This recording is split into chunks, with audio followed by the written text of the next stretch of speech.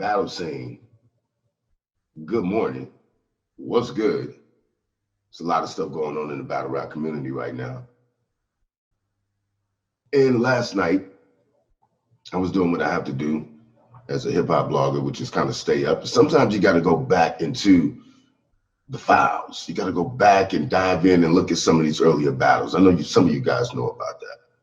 And really, I was on a mission to kind of just review some of Daylyt's older battles, pretty much right after he was done with his antics. And I found one that I think that we all need to go back and take a look at as we're coming into the Tay Roc versus Daylyt NOME 10 battle. And that battle is going to be Cortez versus Daylyt. Shouts out to King of the Dot. They put this one on. Crazy battle. It's a crazy Daylyt. It's a good Cortez. It's a debatable battle. And then the reason I'm mentioning this is because I'm wondering, will we get Daylyt maximizing the platform, which is what he did in his battle against Cortez, against King of the Dot. I think it's debatable overall because a lot of people will say, hey, Daylyt really wasn't battling, you know? He's kind of using 3 rounds, basically 3 rounds, all having different concepts. There's some punches in there for Cortez. There's some bars everywhere, but it isn't like Daylyt didn't give Cortez the battle that Cortez was used to. I think Cortez is like pretty much Cortez. He's not the most diverse battle rapper. Like what you see is what you get from Cortez. But I think Daylyt is so talented. His pen is so undiscriminate that, man, he's got a million different ways he can approach a battle. And so I want some of my battle rap fans that are in the comments on Daylyt's interviews saying that, you know, he's a clown, he does antics, you know, you probably want to check out this battle against Cortez. You probably want to check that out. And I'm believing that many of the fans that are writing Daylyt off have not really dove into his battle career. I think that, you know, you see him on these syndicated shows blowing it up with the freestyle and whatnot. That's one Daylyt.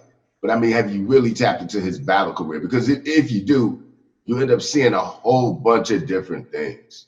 So I definitely feel like Cortez versus Daylyt is one of those battles to get some context on what could happen versus Tay Roc. Now, I'm gonna be honest with you. This is the URL, and I think Daylyt will be coming into this one to take Tay Roc's head off.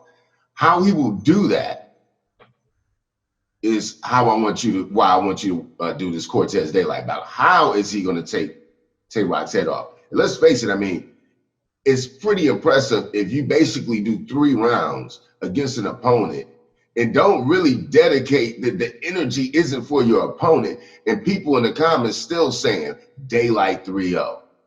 Debatable. Because see, a battle rapper's fan really probably on default could edge it to Cortez. Why? Because Cortez was in there battling. Daylyt's like, I'm trying to get you to think, wake up a little bit while I just happen to be battling.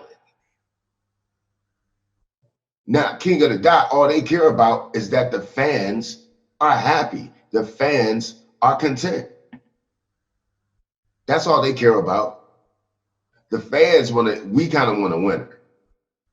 But as long as the 3 rounds come off and fans are like, yep, that's good for me, then there you have it. And let's face it, what could be happening too is Daylyt might be a little too woke.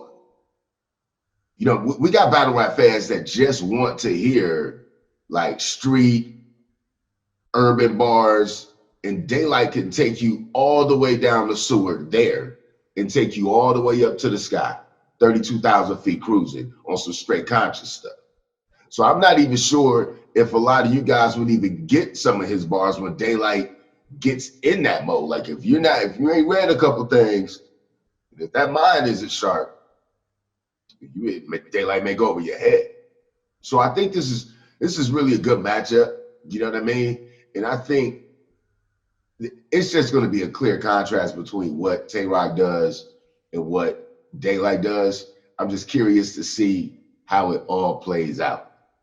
But I do feel like Daylyt is going to use this as a platform to get some other things across. And I do believe while he's doing that, he will beat Tay Roc. So that's what's up. Let me know how you feel about that, man. Go check out Cortez versus Daylyt. Come back in the comments, man, and let me know who you have winning that battle. Again, I think it's debatable. I think it depends on how you look at that battle. Because if you're really going for who had the better pen, then you got to give it to Daylyt. But if you want to say who won the battle, then you edge it to Cortez probably. It's really interesting. Make sure you check that battle out. Also, shouts out to King of the Dot, and note how the culture moves, where you got a lot of people in the comments that made comments hours ago, weeks ago, probably right around the time that Daylyt got announced to be a NOME 10. So this shows you how battle rap works, man. People have been going back trying to catch up on Daylyt. You know what I mean? Because there's no way we should have a battle with like recent comments, and this was like well over a year ago. I think it might have been 2 years. You know what I'm saying? So, you know what I mean? Do your due diligence. You know what I mean? If you're unfamiliar with Daylyt, I think this is a good battle to check out. You know what I mean? So you can get to understand the depths of how deep his writing can be. You know what I mean? And how unorthodox he is, and how this is really a low-key legendary battle. I would say low-key classic battle. You know what I mean? But it's still not the kind of battle that you would expect to see when you say, I'm about to watch two guys battle rap. You know what I'm saying? Cortez fits the mold perfectly. Daylyt just like totally in a whole different lane. So check that out, man. You know what I mean? This is my little good morning vlog, man. It's Battlescene. We out.